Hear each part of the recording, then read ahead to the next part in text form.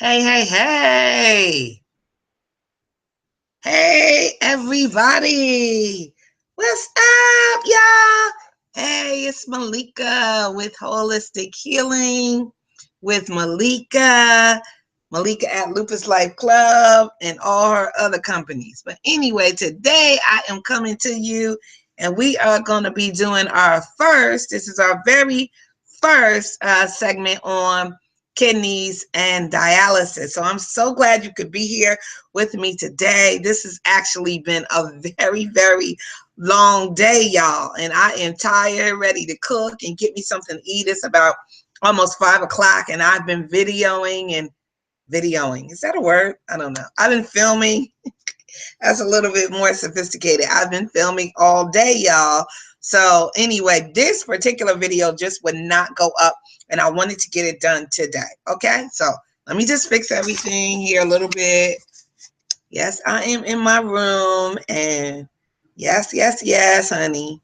But anyway, I'm going to get my little notepad, which is my phone, and let me go into what we are discussing today, because I don't want to forget anything. Maybe I wrote it down on my notebook. I've always got my little notebook too. And I write things maybe 2 or 3 places. Okay, yeah, we could just do it from my notebook. But anyway, again, it is Malika. So nice to see you. And don't let anybody steal your joy, joy, joy. I love that. I actually copied that from another YouTube viewer if she is watching, but not to plagiarize, just because I love that. Joy, joy, joy. Anyway. Again, I want to talk to you today in our segment about kidneys and dialysis. I particularly have been on kidney dialysis for 5.5 years.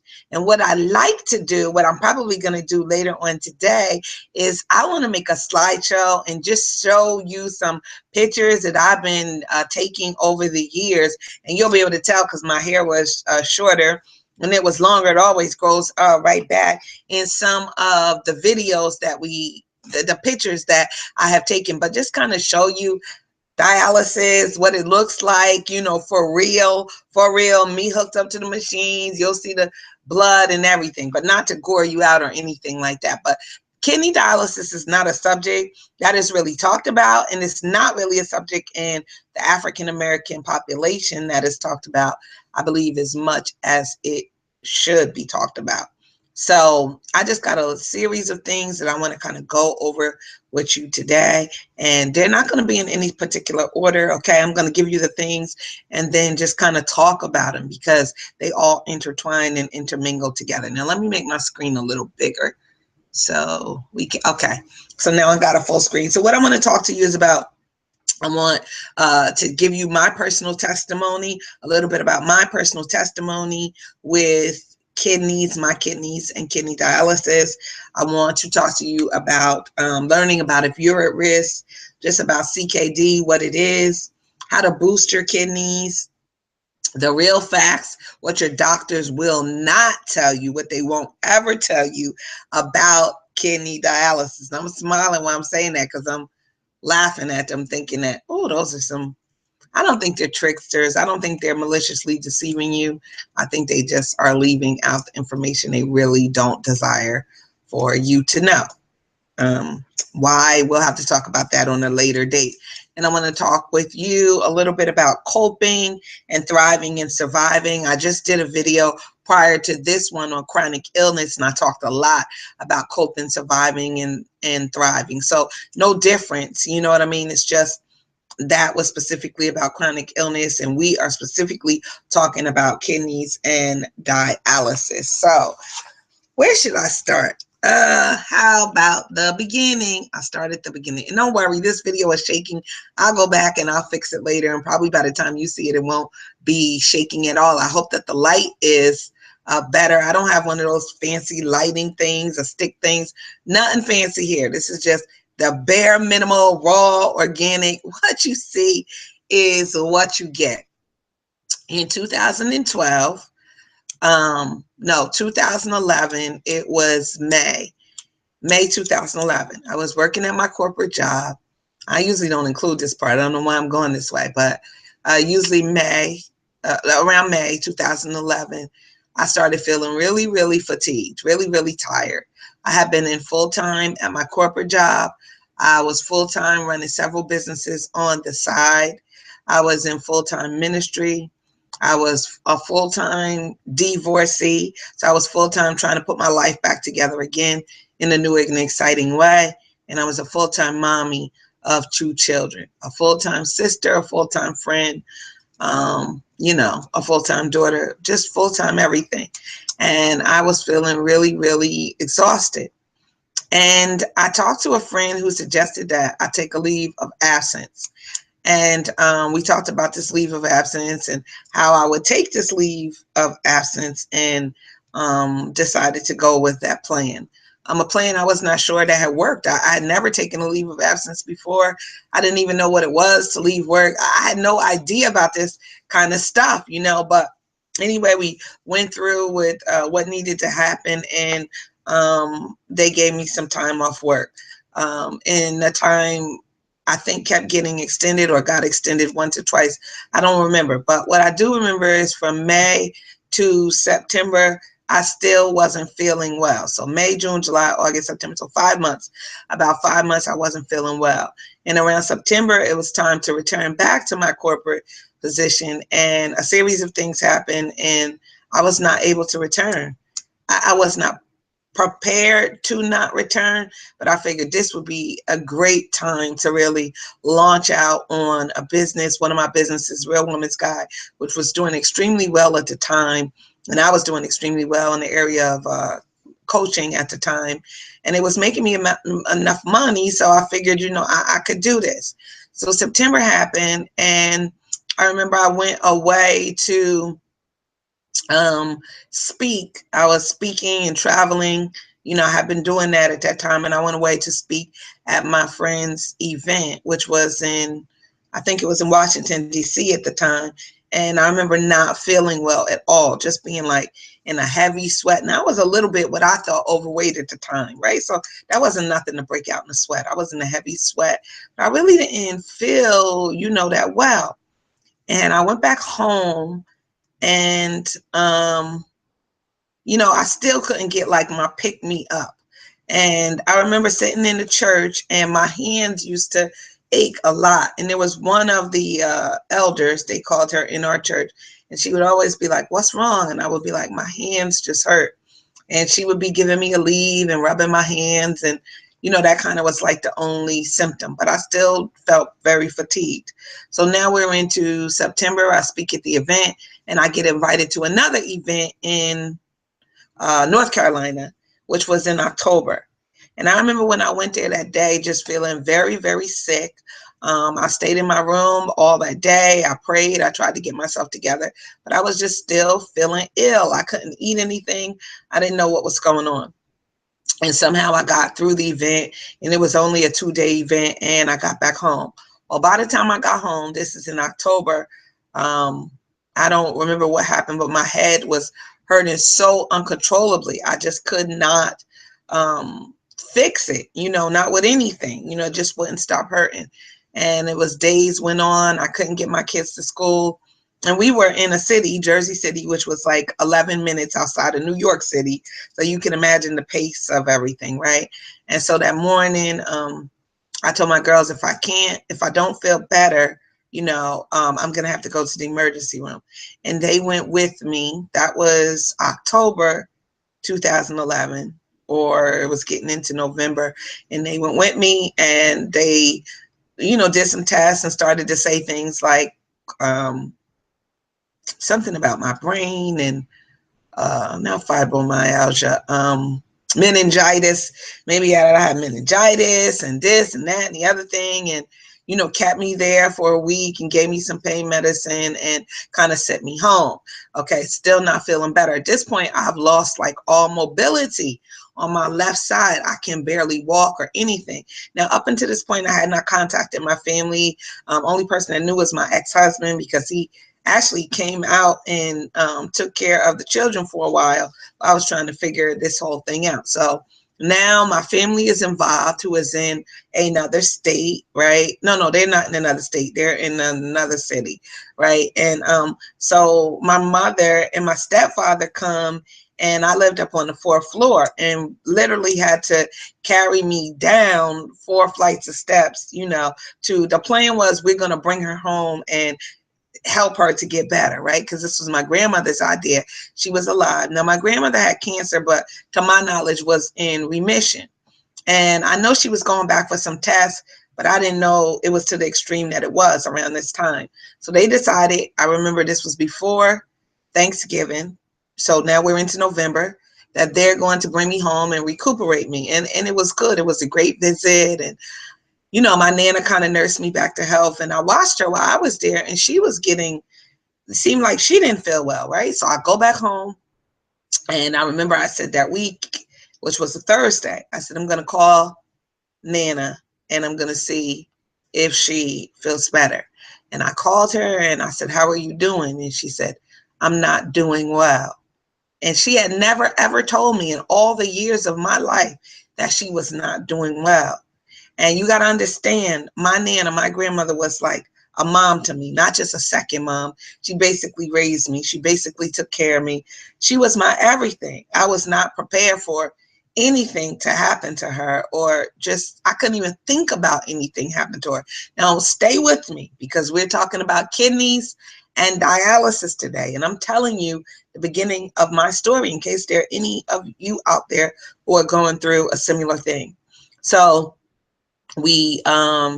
she tells me she's not doing good, and I tell her I'm on the next thing smoking, which I was. I said I'll be there, and I packed up a little rolling suitcase, and I told the girls, you know, Nana wasn't feeling well. We have to go, and we have to leave. Now, from that time to when I forwarded up, I never returned back to that house again. So that was the last time that I ever saw that house. And we went there, and it was my intention to take care of my grandmother. 14 days later, my grandmother was dead.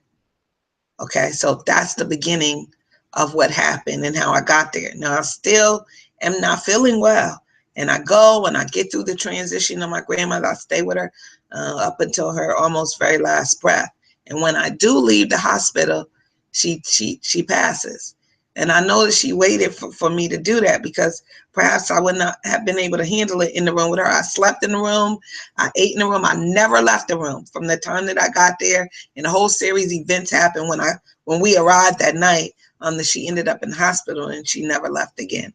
And I never left her side again. And when I did, when I decided I'll go back to her house, right, and take a shower, she passed. And they called me, and she was gone. And it was as if God let me hold everything together, even saying some words at her funeral, putting together the program, doing all that needed to be done until the day that we put her in the ground. And the day that we put her in the ground, I got in the bed and I could never get back up. And I don't know if that was my body just, you know, releasing, saying, okay, now you're done with that part of walking through your grandmother's transition. And now, you know, you can go through yours, and I don't know what happened, but it was that day I just couldn't get back up. I was sick and sick and sick every day and every day. Now I'm throwing up, I'm vomiting. Now, what I didn't tell you before was in October's hospital visit, there was the vomiting. So it started then, 2011. So now we're in December 21st. She died 2011. Yes, the end, December, right? So we have from May, when I left my corporate job, to December now that I'm in this just throwing up nonstop. And I'm going to the hospital, emergency, back and forth. They're sending me home. It's your stomach, it's ulcers, it's kidney stones, it's this, it's that.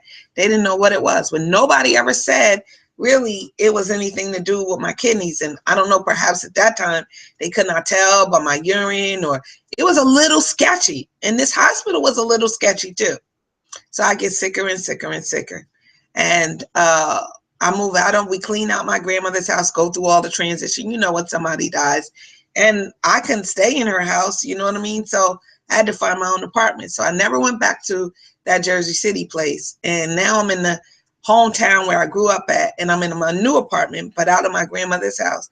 She's dead. I'm devastated. I'm in mourning, but I can't mourn because I'm sick. And I had a cousin who was in nursing school, and you know, very close to me. Shout out to Tanya. What's up, Tanya, my angel? And my uncle Edward, who stood by me the whole way, and those two. And so they started talking about taking me to a different hospital. And I remember my cousin Tanya gave me a choice. And we're in the middle of a blizzard, y'all, now, right? So we're out of December. We get through Christmas, the holidays. It's depressing. I've moved. We're in January now, January 2012. And we're in the blizzard. You know, up north, I live in the South now, but up north, it snows all of the time. So we're in this blizzard.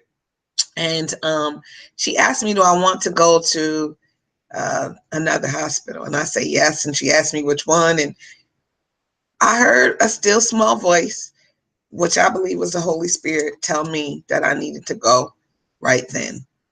And so my daughter, I had no energy, couldn't do nothing, y'all. I mean, I was so completely sick, had to bathe me, my oldest daughter. Shout out to Nana, my angel, my other angel. And she bathed me, got me ready. And we began our trip to this hospital. Well, I got out to the hospital 41 days later. I was dying. I was chronically ill. They said if I would have waited one more day, I wouldn't have made it. I was full of toxins and poisons. And long story short, I ended up doing that hospital visit, finding out that I had 4th stage lupus that was moving very aggressively, and that I was in end stage renal failure. So it was basically nothing they could do about the renal failure. It was already at the end. And they still had a little bit of hope that my kidneys could possibly come back, not because of my situation, but because they'd seen it come back in other people before. So the goal was to give me dialysis for 6 months and waiting to see if my kidneys recovered. Well, I started kidney dialysis and chemotherapy on the very same day. It was a very difficult time for me. And thus it was difficult up until this time, which is 5.5 years later. I can't believe it, y'all. Sometimes it feels like yesterday. Other times it feels like, you know, it doesn't feel like yesterday. So that is the beginning of my dialysis story and how I found out. I never knew. There were never any, you know, symptoms that alluded to, you know, I ended up, because of this lupus, getting chronic kidney disease and pulmonary hypertension, which is a lung disease. All of this because of lupus. And I found out everything in the same day. It was, as I always say, the bottom of my life fell out. It was literally the bottom of my life fell out. I didn't know what to expect. I was very, very afraid in the early days. I was more scared of the kidney disease than, you know, the lupus, before I knew a whole real lot about it. And I had a lot of questions, and I was so angry at God, but I didn't know how to process that at all. And I was scared. I was scared of dialysis. And I remember telling the nurse, Leah, her name was Leah, shout out to Overlook Hospital in Summit, New Jersey, who really saved my life. And I told Leah, you know, I was afraid, and I asked her about her background. She told me she got into dialysis because her uncle had dialysis, and she was really compassionate and caring and helped me to walk through that. That was one of the things in the early days that I remember. Another one of the things that I had a very great nephrologist when I was living in New Jersey. Notice I said when I was living in New Jersey, who was young and on the burst of things. You know, he knew all the latest technologies and medicines and things, and he really helped me. So I had a head start out of the gate. But one thing that he told me that I'll never forget, and this is one of the things that the doctors will never, ever, ever tell you. He said, Malika, for every 5 years that you are on dialysis, for every year you are on dialysis, that takes away about 5 years of your life. So my main concern for you is to get you off of dialysis. And he's the only one from then until now that I have heard, you know, ever mentioned to me. Okay, let's get some light here. Okay, that's a little better. Mentioned to me that about getting off of dialysis, that he wanted me to get off of dialysis. And he talked to me very early on about getting on the transplant list, which was a blessing, the center that I was at, because a month later, I was on the transplant list. A month later, I had full disability. I mean, they helped me from the beginning. It really helped me. A lot of people now I talk to can't even get on that. Well, you know, you'll be approved for if you have to get on disability and if you have to get any type of health care in the United States because of end-stage renal failure. That's one of the only conditions that approves you right away for that. And I just happen to have two conditions. So one didn't work, then we were going to try for the other. So I had a head start out of the gate, and I'm really grateful for that. But getting on dialysis and being on dialysis was a huge adjustment for me. And I'll hear some people say in the beginning that, oh, they feel better, but that's because it's cleaning out all of the blood and the toxins out of your body in the beginning. So yeah, you might feel better, but as time goes on, and I'm just being real with you, I'm being honest with you, you don't feel better. It deteriorates your body more and more and more. More and more and more, guys. Okay, and you know, I'm going to be honest with you. I'm going to be totally, I'm sorry, I'm just fixing my screen, trying to get some good, make sure the lighting is good in here, although I can always fix it later. So more and more and more, it deteriorates your body. And I never forgot what my nephrologist, you know, said to me about it taking away years of my life. And boom, phone ringing. Okay, it's off, in case you heard that. But anyway, it was a real adjustment for me, because I kind of didn't know how to adjust my life. You know, you're talking about 3 days a week, okay? 4 hours per treatment, a half an hour before treatment, a half an hour after treatment to kind of get done with all the things that you need to get done, which is your weight, your temperature, getting you on the machine, off the machine, rinsing back, as we call it in the dialysis world, you know, all of those things, getting settled. So that's about 4, let's just say 5 hours. Then the preparation that it takes to get you there, the preparation that it takes to get you home, that's a whole day. You know, it's a job, just like you're going to a job. But not it just being a job. It's a job that you don't like, that you don't want to go to, and that you probably hate it. Okay, that's the reality. You want to get your mind right, and you want to, you know, a lot of it is mental stimulation, being mentally able to endure that, you know, because your mind is what tells your body to react. I find that the days that I feel good, that, you know, I'm high in spirit, and, you know, I might got a little money in my pocket, or, you know, whatever it is, you know, I'm feeling good. I can go in there, I can knock that dialysis out.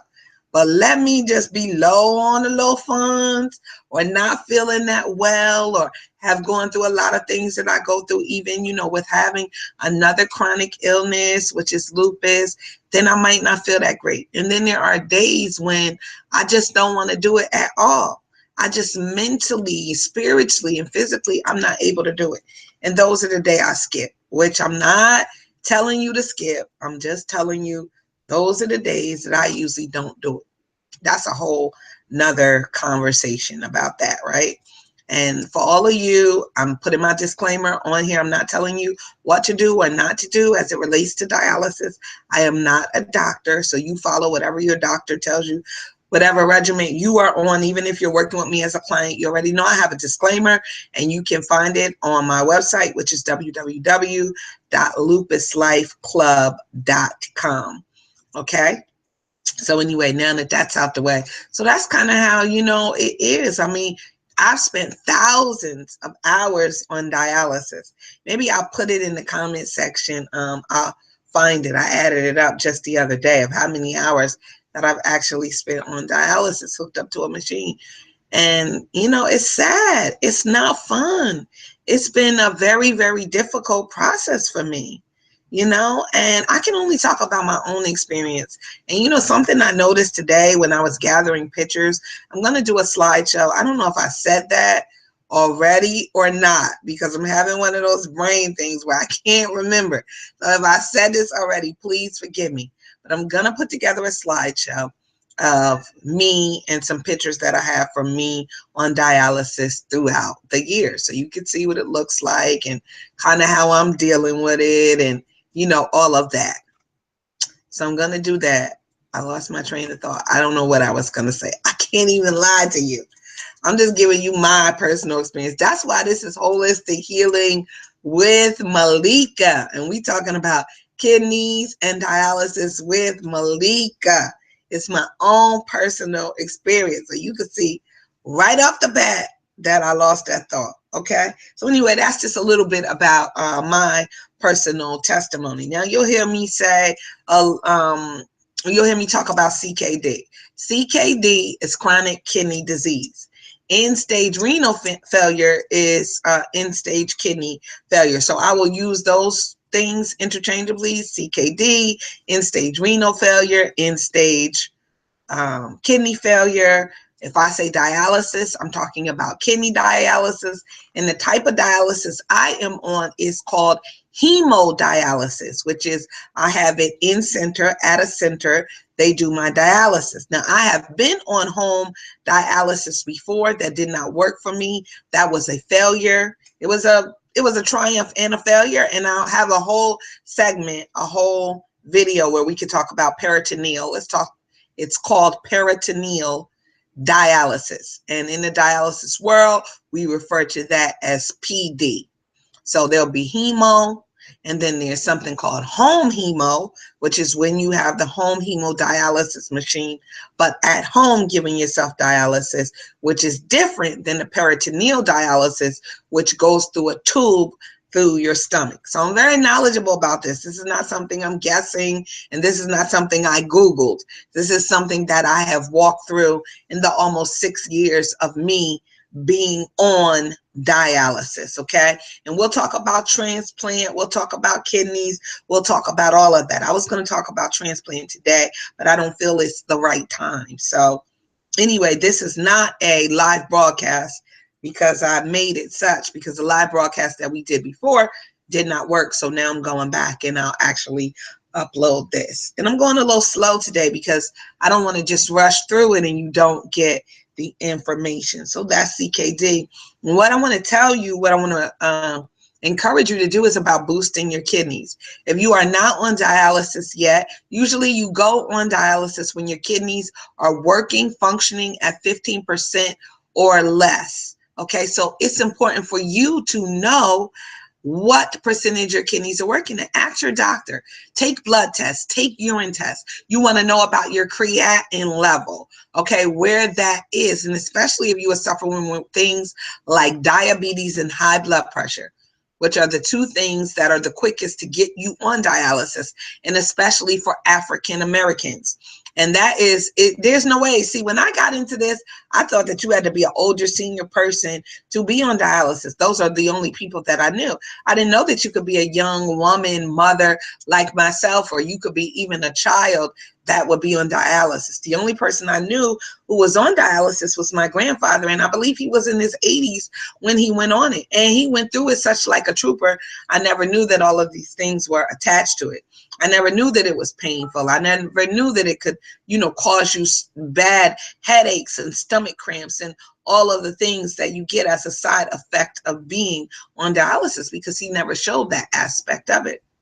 He was a strong man. And everybody who knows him knows that he was. Rest in peace to my grandfather, William Anderson, who I loved. He was just, oh my God, he was the light of the party, just sun and joy, and we all loved him very much. But in boosting your kidneys, you want to start to do things even now that will boost your kidneys. If they aren't acting right, you want to eat the right things. You want to start getting into alternative healing methods and alternative and holistic wellness products that you can take to boost those kidneys. There are things that you can eat to help with those kidneys, things that you can drink to help with those kidneys. And if you want me to help you with any of that, of course, you know I do nutrition and wellness consults, and you can find out all of that information on the website, which is below this video. And it's only $50 to for a wellness consult and a 30-day action plan. And I say, believe me, you're going to love to pay that $50 because it's much cheaper than co-pays, hospital visits, and all of these other things that you have to pay. Just so you know, one visit for me to be in dialysis is over $4,000, and I go 3 times a week. So that's well over $12,000. And I only have one insurance, which only covers 80% of my medical expenses. So guess who's paying the rest?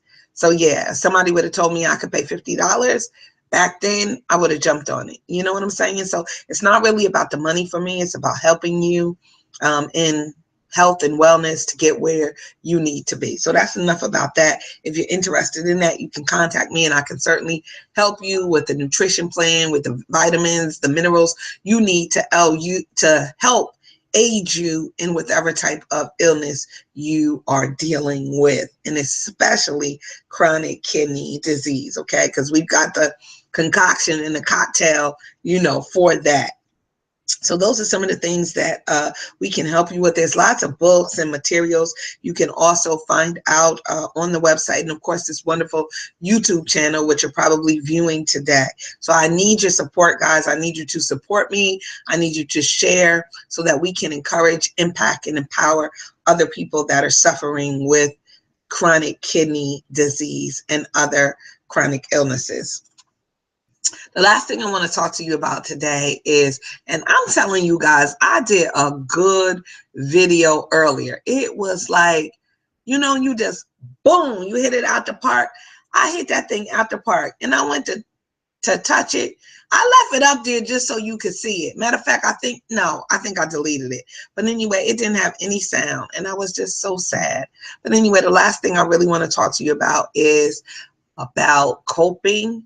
Right? Coping is very, very difficult with any type of chronic illness, but especially difficult when you're doing something like this. That's a job. It literally is, and your life and your death is connected to whether you're connected to a machine. You don't go, you're not here. You go, you stay here a little longer, right? That's kind of the way that it goes. And a lot of people think that if you're in dialysis, that's a solution. It's like taking Tylenol and eventually you're going to feel better. Well, that's a lie. You don't take dialysis to feel better. You don't take dialysis to even really live longer. It's extend your life in a way, but it's not so that you can really be here. You know, kidney dialysis is not fixing your kidney disease. That's not what it's for. It really is just to clean out all of those poisons and the toxins out of your body, to get the fluid off of you so that you can live. You can live a little bit longer. And most people don't die from kidney disease. It's from some sort of complication, usually heart disease, usually the heart, because every time you're on that machine, it's putting more and more and more strain on your heart. So please pray for all of the people with kidney disease that are on dialysis, that are going through hardships that you know not of, that may be more difficult that you could even handle. And that's why they probably don't, if you have somebody in your life that's going through it, don't talk to you about it. It's not just like they're going somewhere and, you know, they come home and, you know, my question people always ask me is, you know, how do you feel? You know, well, I feel terrible. But do you want to hear that all the time? So I usually generally just say I'm okay. Because you don't want to hear that I feel terrible. That's the truth. You don't want to hear that I feel like a truck ran over me. You don't want to feel like I feel like hell. You know, you don't want to hear that I feel like, you know, giving up. You don't want to hear that. Most people don't. So we just usually say, I'm okay. You know, I'm a little tired. You know, that's what I think people think, that it makes you tired, but they're not aware that it totally drains you. It takes out everything out of your body. You got to remember, it's taking out all of your blood. It's rinsing it with a solution I'm not even going to get into today, but I believe it's totally bad for you. It's putting the blood back into your body. It's pulling the fluid at you. Your fluid levels are shifting up and down, around, around. It's pulling them at a very, your blood flow at a very fast rate. You have a headache that you can't even imagine, that your head just wants to explode. Your body is fully stiff and cramped, and you know, I can't even explain that, the type of cramps that you experience, you know, the pain that you experience, you know, the headaches, just the trauma. And then there's the next day. Yeah, it's not just that day, it's the next day that you wake up and you feel like hell and your body needs to recover. But by the time it does, it's time to go back again. And then you're just repeating this over and over and over and over and over. And there are days when I can deal with it, and there are days when I just completely shut down. And when I can't, I don't want to talk about it. I don't want to see the machine. I don't, I don't want the place to call me. I just want to disappear. And those are things that you go through when you're coping with this disease, when you're trying to survive it every day. Keep that in mind. If you have a person in your life that's on dialysis, you know, how are they surviving, let alone thriving? How are they surviving this every day? So a large part of survival, I want you to go back and watch the video that I did on chronic illness. It's dated today, I believe, to August 15th, Holistic Healing with Malika on chronic illness. And I talked a lot about coping, thriving, and surviving. And I'm just really going to repeat some of the same things. So that video will be helpful to you. But we have to cope with it. We have to embrace it wherever we are at some level to begin to cope with it.